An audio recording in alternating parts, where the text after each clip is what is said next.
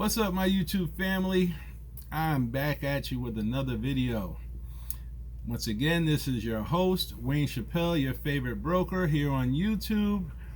And I am back for today's topic, which is continuing on the little mini series that I'm doing on business plans and business planning, right? So this one in particular that I'm going to talk about is regarding time frame, right? So we went over the business plan, and we still got a couple more topics to cover in this little mini series, but we went over so far. We went over initially talking about the business plan as a whole. We went into the mission statement. Then we went into the SWOT analysis, and from there we went into goal setting and strategic planning. And today we're going to talk about time frames, right? Time frames of what you're setting to reach your goal. But before I get into all of that, let me do a little bit of housekeeping for those who have not watched any of my previous videos, don't know who I am, or why I'm even here on YouTube. So let me just go ahead and do that real quick and get that out of the way. So for those of you who don't know, my name is Wayne Chappelle. I am a licensed broker based out of Atlanta, Georgia. I'm also licensed in 4 states throughout the Southeast. That's North Carolina, South Carolina, Georgia, and Florida. I've been in the real estate sales business specifically, as a licensed broker for over 13 years. I have over $250 million in sales volume. That's $250 million in real estate sales. I have over 1,000 transactions that have been successfully closed in my 13 years of being licensed as a real estate professional. And the reason that I set up this channel, and this channel has my name on it, but I always tell everyone that this channel is about my community, about the real estate community. It's about you guys. And I came here and I started this journey, but I can't do it by myself. I need your help. I need you to provide your comments and feedback below so that I can tailor this channel to specifically tackle and provide solutions to the questions and needs that you guys are posting in the comments of my video. So please help me in achieving that and getting that done so I can provide the best value and fine tune this channel to be specifically about you guys. So with that being said, I just want to cover time planning in this video. So a lot of real estate agents and just people in general, and I went over this in my previous videos when I was talking about how 80% of people are real estate agents in this matter, because that's what I do consulting in, that's what I do mentoring in, but I'm pretty sure this is kind of across the board. There's a rule, I forget the name of it, but it's called the 80-20 rule, and this applies in a lot of things in life. So in real estate specifically, the 80-20 rule. So 80% of people or real estate agents don't make a plan, right? They don't set up a business plan, and they don't set up any goals, and they don't have a strategic plan of how they're going to get there, and a lot of time is wasted as a result, right? So with time management and planning out your time and doing your time frame to be able to achieve your goals, and we kind of went over this briefly, but I'll bring it all back together here. When you're setting up your business plan, right? So I used the examples before about making $100K, $100,000 in your first year, and I used the example of down here in the Southeast, average price point of a home is $250,000, and to be able to do that roughly, and using the 80-20 rule as far as the fallout rate on the transactions that you do, you have about a 20% fallout rate. That won't get to the closing table. When you're looking at that based off of the average price of commissions, about $7,500 per real estate deal or transaction that you do, to hit that goal, you're going to need about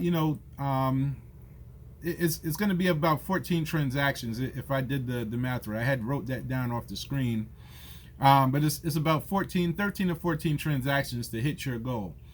And in relation to those 13 or 14 transactions, you break those up over the timeline, right? So specifically in real estate, I always look at, and I always, mentor people with a 12-month timeline, right? We look beyond that. So what you want to do in this year, what you want to do in the next year, 3-year, 5-year plans.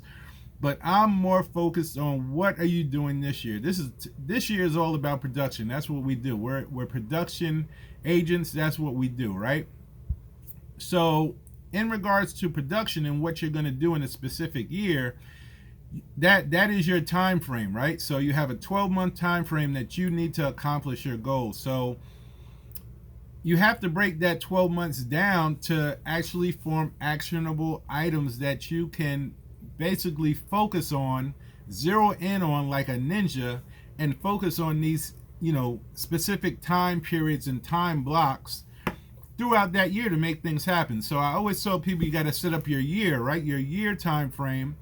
Then you're going to set up, what you're going to do in a 6-month time frame, right? So you start breaking it down from there. And then you start breaking it down into quarters, right? You'll have your year, your first half of the year, your second half of the year. You break it up into quarters, what you're going to do the first quarter, what you're going to do the second quarter, third quarter, and fourth quarter of the year. And then you need to further break that down, right? Because every quarter has 3 months in it. There's 3 months times 4, that's 12 months in a year. So you're going to break it down to what you're going to do each and every month in that time frame to achieve, your overall goal for the year. But it does not stop there, right? You still need to further break that down from the month. You need to break that down into the week, right? Once you start drilling down, the further you drill down, the more accountable you can hold yourself, right?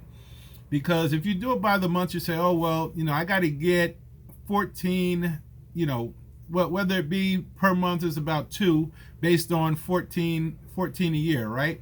It's a little less than 2, but 1 to 2 transaction, you can't really say 1.34 or whatever to hit that number. But between 1 and 2 transactions per month is going to get you on that 14 goal for the year.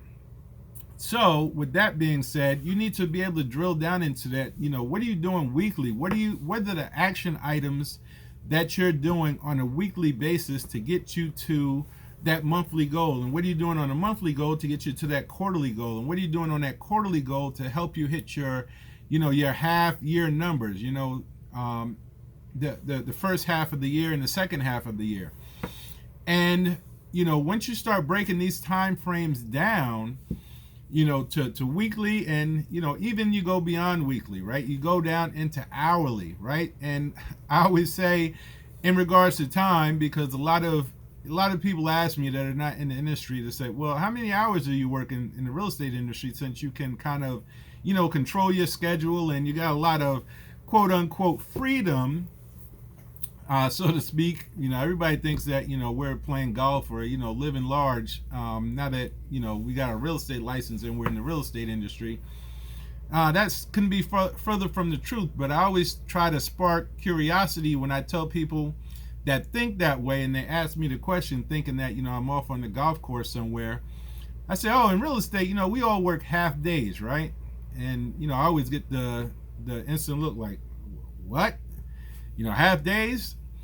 And when I say half days, it means that you can choose which 12 hours that you want to work, right? So typically you work in half days, but you're putting in long hours. You're putting in 12 hours, 16 hours, 14 hours a day to be successful in real estate, especially in the beginning. So we work half days in real estate. But back to the time frame that you're working with on a daily basis, right? If you're going to work 4 hours a day, you could be part-time, you could be full-time. If you're a part-time agent, how many hours are you putting into the business to achieve that goal of the year, of the week, of the month, of that quarter? You're breaking it down into that small of a time frame and those time blocks that you're setting up, because once you start stacking up the blocks, that's how you're going to reach your goal for the week. That's how you're going to reach your goal for the month, for the quarter, for the year, etc.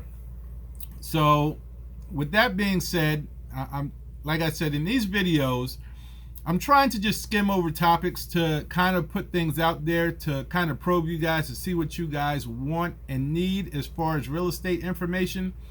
Like I said, it's real hard on YouTube to be out here speaking to a camera and not getting instant feedback. So I need your comments down below. In regards to what we covered today, I'd be glad to fill in any missing information that I didn't provide in this video. Like I said in these videos, what you see is what you get. I hit record on my phone, I start recording. I'm not polished, I'm just out here providing information, and I'm not going by a script, so a lot of times I may miss something or I may misspeak. Please put your feedback and comments down below. Like I said, this channel is about you guys, and I'll always go back in there and be glad to jump back in and clarify anything or expound on something, or even create another video on a question or a topic that you may have that you want me to add to the community to provide value to others. So with that being said, we talked about the actual time frames and timelines as part of your business plan, right? To be able to incorporate those into your business plan so you have an overall picture and an overall plan of where you're going. And we'll move forward with that, and we have a couple more topics to cover. Next one to be about your target audience. And last one on this mini series is going to be about systems and processes. So if you guys have watched this video up to this point, like I always say, I feel truly blessed that you're watching my videos, that you're listening to me right now. And I ask that you like and subscribe, and most of all, put your comments and feedback below so that I can tailor this channel and truly provide value and help me achieve my goals of doing that. So like I said, I'm doing this for you guys. It's not about me. I'm out here on YouTube. I'm exposing myself and all my flaws in making these videos to provide information and value to you guys. So with that being said, have a blessed day and go out there and make it happen. See you guys on the next video.